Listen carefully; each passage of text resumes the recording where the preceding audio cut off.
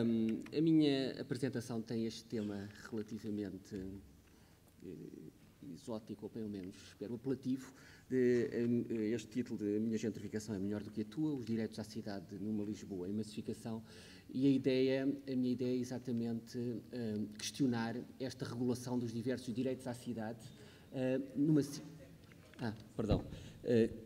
a ideia é questionar aquilo que é a regulação, ou aquilo que pode ser ou não a regulação destes diversos e múltiplos e legítimos direitos à cidade numa Lisboa em progressiva massificação. Eu queria estruturar isto em 5 grandes pontos, sendo que eventualmente um deles, com esta questão da pressão do tempo, poderá ser relativamente dispensável, mas uma breve introdução sobre a temática aqui em causa e um enquadramento da nossa discussão, passando por uma leitura ao nível de 3 níveis, os contributos explicativos mais evidentes e que têm sido mais utilizados, remeter para algumas questões de fundo e, sobretudo, para algumas especificidades também da cidade de Lisboa, algumas delas já apontadas aqui pela apresentação da Sandra, e depois queria essencialmente centrar-me num conjunto de debates fundamentais, alertar para esses debates, que são debates que estão em curso, e, eventualmente, discutir a pertinência de alguns deles e, quanto a mim, eventualmente, a tendencial deslocação de uns para outros que seria desejável naquilo que são as retóricas e os diversos debates em termos da gentrificação nos dias de hoje na cidade de Lisboa. Se tivermos tempo, aprofundaria um pouco esta questão dos direitos à cidade a partir de um caso exemplificativo que eu tenho estudado bastante mais, que é o Bairro Alto e a questão da 7ª Colina e a expansão do Bairro Alto, ou de algumas das práticas do Bairro Alto para outras áreas, e deixava uma breve nota conclusiva final. Começando pela questão do problema. O problema não vale a pena estar aqui a retomá-lo outra vez, eventualmente apenas retomá-lo, o que temos aqui são diversos problemas e diversas percepções assentes numa diversidade conceptual e numa confusão conceptual que nem sempre é muito clara e que tem sido já ontem, Sharon Sukin falou disso, a Sandra falou novamente, não vou falar novamente disso, mas também ancorada numa diversidade de situações na cidade. Ou seja, nós temos um debate que é um debate extremamente polarizado na cidade nos dias de hoje, eventualmente polarizado demais e com uma tendência para dicotomias relativamente simplistas e que espero que uma conferência como estas contribua para poder relativizar e tentarmos perceber com um bocadinho mais de calma, eventualmente até, mas os diversos balanços, como dizia ontem Sharon Zukin, os diversos balanços que é possível e desejável negociar na cidade e nos diversos direitos à cidade, volto a repetir, legítimos, que existem em cada cidade nos dias de hoje. Nós temos um conjunto de conceitos que são apercebidos e utilizados de forma muito diversa. Eu queria remeter muito mais para a questão da massificação, que me preocupa mais na cidade de Lisboa nos dias de hoje do que propriamente a questão da turistificação, ou aquilo que nós podemos ou não chamar de gentrificação de várias maneiras diferentes, e remeter aqui um bocadinho para a questão da discussão das questões de autenticidade e identidade, que têm estado a monopolizar muito do debate, eventualmente de forma, podemos considerar mais ou menos justificável, mas que eu gostaria de discutir.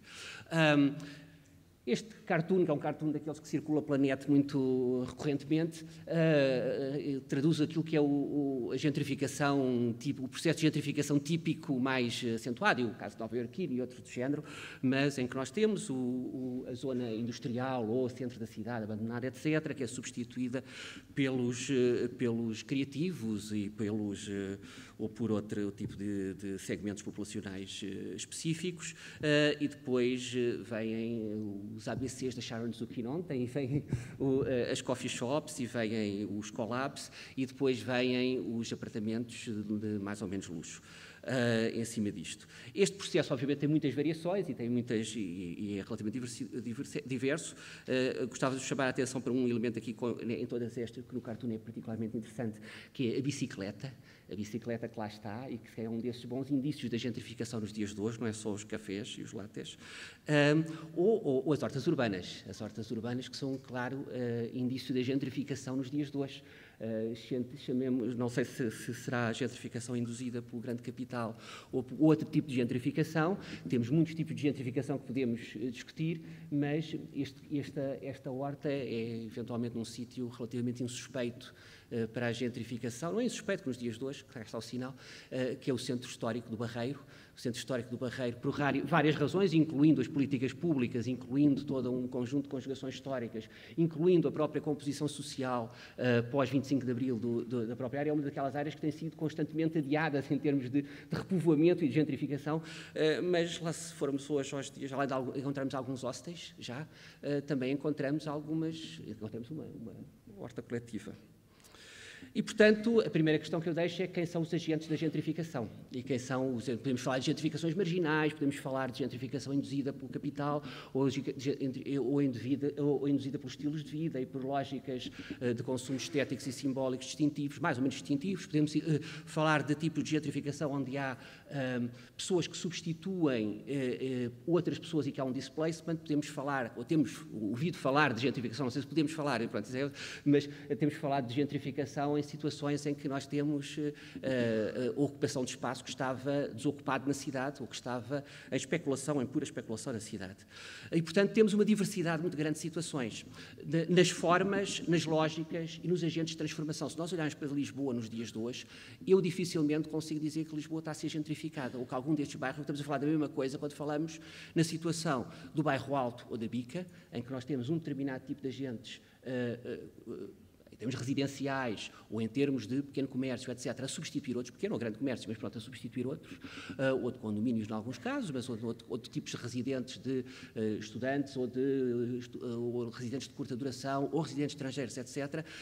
numa zona que era fortemente residencial, mas é completamente diferente, por exemplo, das zonas envolventes do Chiado, do que se passou no Chiado, numa reabilitação e uma lógica de regeneração urbana em grande escala muito diferente, em que temos uma percentagem de segundas residências enorme, numa zona que tinha 3 residentes, por exemplo, a Rua Garrete, no censo de 2001, ou uma zona como o Príncipe Real, em que, para além de já haver aquilo que podemos chamar, eu se calhar tenho muitas dúvidas em chamar de gentrificação, mas várias levas de recomposição social ao longo do século XX, e da segunda metade do século XX e dos últimos anos do século XX em particular, com vários segmentos específicos da população a povoar o Príncipe Real, mas o que temos nos dias de hoje, com um fundo imobiliário a comprar diversos palacetes e a reabilitar e fazer o upgrade simbólico da zona com tudo o que temos a passar-se da Rua da Escola Politécnica e envolvente, é claramente diferente daquilo que se passa no bairro Alto, ou do que se passou no Chiado, ou do que se passa na Baixa e no Caixotré, como a Sandra diz, com preços nos dias de hoje bastante mais altos, e onde o fenómeno de gentrificação, face ao tipo de casas e ao tipo de centralidade, seria muito rápido e rapidamente se fez notar. Mas é diferente do que se passa há muitas décadas em Alfama e com grandes transformações nos dias de hoje em Alfama, ou do que se passa no Castelo antes, que se calhar foi o primeiro fenómeno em Lisboa de transformação, de recomposição social, eu se calhar tenho algumas dúvidas a chamar-lhe gentrificação novamente, ou do que se passou na Moraria e no Intendente e da intervenção pública, mas não é só a intervenção pública, mas antes toda a recomposição social também associada a todos os segmentos diversos que povoaram a Moraria ou o Intendente. Ou o que se passa na Graça ou na Almirante Reis, em diversas zonas e com matizes diferenciadas, em que aquilo que era uma população que era o afluxo à cidade nas últimas décadas daquela população que tinha saído, que efetivamente nos dias de hoje são quem não está a conseguir pagar o solo face ao aumento do preço do solo nos dias de hoje. E, portanto, eu tenho muitas dúvidas em perceber quem são os agentes da gentrificação e quem são os gentrificadores e quem são os gentrificados no meio disto tudo. E, portanto, eu queria aqui enquadrar esta discussão através destes 3 níveis. O primeiro é que, como a Sandra já disse, há vários potenciais contributos explicativos para isso e têm sido nos debates públicos muito referidos. Os desvios dos fluxos turísticos globais, devido às ameaças terroristas, que Portugal beneficiou claramente nos últimos anos disto, as novas lógicas turísticas e as plataformas digitais, do Airbnb, etc., as low cost, a facilidade de deslocação, todos os progressos tecnológicos, mas também as consequências da austeridade e da política da competitividade pelos custos e pelos baixos custos, e que Lisboa, efetivamente, é uma cidade barata nos dias de hoje, face àquilo que são outras cidades da Europa. Mas também, tudo como nós conhecemos, toda a construção simbólica e os hypes mediáticos em torno da cidade que se têm multiplicado. Mas não são de todo de esquecer, se calhar tem uma importância muitíssimo significativa, todas as alterações legislativas, como tem sido muito referenciado e como se eventualmente importará a discutir, em particular em termos das leis associadas ao arrendamento e não só, mas à própria propriedade, e as alterações de planeamento planeamento ocorridas na cidade e a lógica estratégica assumida na cidade e as alterações de planeamento, em particular os planos de pormenor, não só o PDM, mas os planos de pormenor das várias zonas históricas. E aquilo que os planos de pormenor, a última revisão dos planos de pormenor permitiu. E como a Sandra acabou de referir também há bocadinho, a questão do investimento público no espaço público, às vezes não público, mas também público, mas em particular público, no espaço público e a transformação que esses investimentos fazem. Mas, se calhar, por trás disto tudo estão duas questões que, se calhar, para mim são mais fundamentais. Por um lado, a questão da comodificação do simbólico, duas tendências transversais nas sociedades dos dias de hoje. A comodificação do simbólico, portanto, na prática, a mercantilização de todo o estético e todo o simbólico nas sociedades contemporâneas, que invade todos os espaços com as componentes culturais e simbólicas e estéticas, que envolve todos os espaços da atividade económica e de muitas das práticas sociais, e não apenas no campo económico, não é necessariamente passando pelo mercado, mas eu tenho aqui uma mercadorização completa,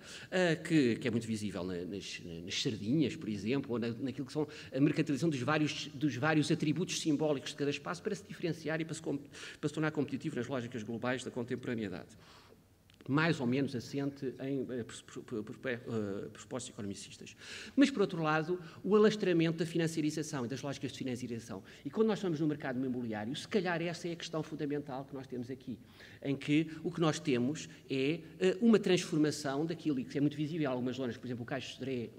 é uma zona claríssima em que isso acontece, ou o Poço dos Negros, ou a Rua de São Paulo, nos dias de hoje, em que nós temos um investimento, uma transformação que passa cada vez mais daquilo que é a transformação fração a fração e dos pequenos proprietários e da pequena transação e do pequeno, entre aspas, arrendamento para a posse por fundos financeiros internacionais e para a transformação do edificado, edifício a edifício, bloco a bloco, quarteirão a quarteirão. E isto não é só uma questão de transformação física, mas é claramente a transformação da racionalidade dos agentes económicos que estão por trás e da racionalidade e da desancoragem em termos de racionalidade daquilo que é a lógica de quem está a investir ou de quem está, ou de uma multiplicidade de agentes dentro de um fundo de uma determinada racionalidade que podem ter as mais diversas origens geográficas e que estão a investir em pontos geográficos completamente diferentes. E, portanto, temos essa transformação. Mas temos uma transformação que podemos assimilar a outras cidades do mundo, mas que no caso de Lisboeta, tem particular relevância, porque, como a Sandra disse, há um conjunto de especificidades muito grandes e muito claras que importa ter em conta. O caso da AML é uma área metropolitana que estava, efetivamente, e continua a estar completamente desequilibrada, em que nós temos um quinto da população apenas a viver no concelho de Lisboa. E, portanto, nós continuamos a ter uma área, por vários motivos, uma área metropolitana de Lisboa cujo centro, em termos demográficos, estava claramente desertificado, com uma alta percentagem de edifícios devolutos, obviamente com sinais nos anos 90, nos anos 2000, em alguns bairros específicos e para segmentos residenciais específicos ao centro, por exemplo, o caso do Bairro Alto ou de outras zonas, mas também de outros segmentos específicos, em particular dos fluxos migratórios internacionais. Seja dos fluxos migratórios que nós tínhamos tradicionalmente já, nos anos 90, por exemplo, ou nos anos 2000, por exemplo, na Moraria, no Martim Muniz, etc., ou em várias outras zonas, ou no Poço dos Negros, ou os mesmos fluxos migratórios que para as mesmas zonas ou outras, nos dias de hoje, de franceses, chineses e de vários outros tipos. Mas também as questões da crise e das políticas de austeridade, que não só levaram muitas pessoas para a periferia sem capacidade de compra de suportar o aumento dos preços, mas também o desvio da oferta para ofertas mais rentáveis, mas também as questões como a degradação do transporte público nos últimos anos, etc., que tiveram impactos fundamentais nisto. Mas, se calhar, para além destas questões conjunturais, temos questões mais estruturais. Os desequilíbrios estruturais do mercado imobiliário, que têm sido amplamente discutidos, mas também, se calhar, a própria lógica de financiamento, a fiscalidade e a lógica de financiamento e de funcionamento das próprias instituições públicas. E o facto de nós não termos uma lógica metropolitana de funcionamento e continuarmos a ter um conjunto de municípios a competirem uns com os outros e a obterem financiamento essencialmente pela quantidade de construção e serem fiscalmente beneficiados por isso, a lógica de construção conseguem fazer. Obviamente, eu, se for um Presidente de Câmara, quero atrair população e residentes para o meu município e tenho uma expansão em mancha de óleo da minha atividade. Portanto, há um conjunto de debates fundamentais que eu queria destacar. O primeiro é o debate da autenticidade, e se calhar é nesse que eu vou gastar um bocadinho mais de tempo, mas se calhar para mostrar que os outros, se calhar para mim, até serão mais fundamentais. O debate da autenticidade tem polarizado o discurso, muito o discurso, mas o que é autêntico? O autêntico, obviamente, que é uma construção social. Estejamos aqui a falar desta Veneza em Las Vegas, estejamos a falar desta Londres na China contemporânea, ou estejamos a falar, que se calhar nos choca um pouco ver esta imagem, mas se calhar não nos choca tanto ver esta imagem, que se calhar é exatamente a mesma coisa. Mas é o Rio de Janeiro em Lisboa, ou outra coisa qualquer. Ou toda a comodificação do simbólico que muitos dos agentes nos dias de hoje têm no centro de Lisboa, agentes esses que podem ou não achar que isso é mais comodificável ou não do que ter uma loja de hambúrgueres no centro de Lisboa, no mesmo centro de Lisboa e compartilhar o mesmo espaço. Ou eu ter uma pastelaria, pode ser muito interessante e pode ser excelente, e é verdade que poderá, em Alcobaça, a Alcoa tradicionalmente é uma boa pastelaria, mas que está aqui nesta fotografia tirada há cerca de 2 semanas na Rua Garrete, ela está lá há cerca de 1 mês, esta pastelaria, aqui não se vê muito bem, mas aqui se calhar vê-se, mas está ali escrito, estabelecida em 1957. Estabelecida em 1957, mas em Alcobaça, não na Rua Garrete, onde ela está e onde existia uma loja de jogo antes disso, tradicional, se calhar mais tradicional. Quer dizer, o que é tradicional? É isto que é tradicional? Ou é a loja de jogo que lá estava, ou é a Zara que lá está ao lado? O tradicional é o que é autêntico. Como é que se constrói a identidade? O que é autêntico? É este prédio que aqui está, ou é transformar este prédio, como muita da polémica que tem surgido à volta dele, naquilo que é um prédio autêntico da Baixa, Pombalina. O que é autêntico? Rua dos Poços dos Negros nos dias de hoje. É esta fotografia de cá, em estrangeiro, com mais um milk bar, em frente a mais uma coffee shop, escrita em estrangeiro, ou é a loja que ali está, escrita em português, é a única ali à volta, mas que é chinesa. Mas que é a única que diz produtos portugueses, em chinês. Em chinês, não em português, mas de chineses. Mas que era isto, se nós olharmos para a última fotografia do Google View, há pouco tempo atrás. Mas qual é que é autêntico? O que é autêntico? Não vamos entrar por aqui e, portanto, eu queria apenas pegar na multiplicidade e na multipertença identitária e, se calhar, mais do que o foco na autenticidade e na vernacularidade, que, como a Sharon Zukin disse ontem, efetivamente é um pretexto para discutir isto, é focarmos nesse sentido de pertença, na ligação ao lugar, na ligação afetiva ou simbólica que pode ser construída ou não. Mas, portanto, se calhar há aqui um conjunto de debates que são mais relevantes que este. O debate da monofuncionalização e da manutenção da diversidade na cidade. A questão da destruição da monofuncionalização e a questão da importância fundamental da diversidade é aquilo que caracteriza o urbano nos dias de hoje. Nos dias de hoje e sempre. A dimensão, a densidade e a heterogeneidade. A questão dos usos e das apropriações dos espaços públicos e dos conflitos inerentes. O que nós temos nos dias de hoje é um aumento enorme dos conflitos no espaço público e daquilo que é associado à massificação dos usos. Zonas como o Bairro Alto ou outras, o que nós temos é uma apropriação de espaços legítima por agentes diferentes que querem fazer coisas diferentes no espaço público e, obviamente, conflitos que têm de ser regulados. Eu não vou entrar nas fotografias, mas também a importância da morfologia urbana e do planeamento urbanístico, aquilo que se faz nos espaços públicos, mas também a própria morfologia do espaço. O caso do Bairro Alto ou da Bica são exemplos claros que eu ter aquela morfologia permite um determinado processo de gentrificação e impossibilita outro processo de gentrificação. Não são as famílias com filhos convencionais, etc., que se não puderem estacionar à porta de casa e se não puderem pôr um elevador, que vão gentrificar aquela zona. E, portanto, há um espaço para a reabilitação. E o debate, obviamente, sobre o mainstreaming simbólico. A partir do momento em que eu tenho um mainstreaming das áreas, eu tenho uma exclusão de determinado tipo de pessoas, porque o tipo de solo, o preço do solo aumenta, mas também tenho uma autoexclusão de um conjunto de outros tipos de pessoas. Por exemplo, os artistas ou outras pessoas cuja distinção social passa claramente por isso. E, portanto, eu não vou passar aqui pelo exemplo do Bairro Alto, que passaria face à questão, mas queria, em termos conclusivos, apenas deixar questões. Eu não estou aqui para dar respostas, estou sobretudo para vos questionar e para, eventualmente, no debate podermos falar de quem é que é o direito à cidade, quando nós temos uma multiplicidade de legítimos direitos à cidade e que têm de ser regulados de alguma maneira. Alguns de nós, ou pelo menos vocês, acreditarão no mercado, se calhar, como fonte reguladora disto tudo. Outros não acreditarão e acreditarão que, eventualmente, é preciso outras lógicas de regulação que não o mercado. Quem regula, com que objetivos, com que instrumentos? O que nós queremos, por exemplo, o tal McDonald's que eu falava há bocado, é um McDonald's que pode lá estar e é legítimo que lá esteja, mas também é tão legítimo ou não como estar aqui, o que lá estava antes, que era esta agência imobiliária chinesa com o cabeleireiro ao lado ou não, tão polémico. Ou de eu ter ou não o edifício parado como estava há não sei quanto tempo antes. E se calhar o que me falta nos decisores públicos é, muitas vezes, a capacidade de perceber a população, e de perceber, como ontem também era aqui discutido, de perceber como é que isso se faz. Esta última fotografia é exatamente a mostra disto. Lembram-se daquilo que foi a iniciativa do Museu da Arte Antiga, o ano passado, há 2 anos, com o Come-out, e aquilo que foi a apropriação por parte, neste caso, esta fotografia retransportada do centro histórico da cidade, do Chiado, para o Miratejo, e aquilo que foi depois a apropriação por parte do próprio museu da transformação e daquilo que é a relação social imanente a isto. E, portanto, se calhar as políticas públicas têm alguma coisa também a perceber com isto. Muito obrigado.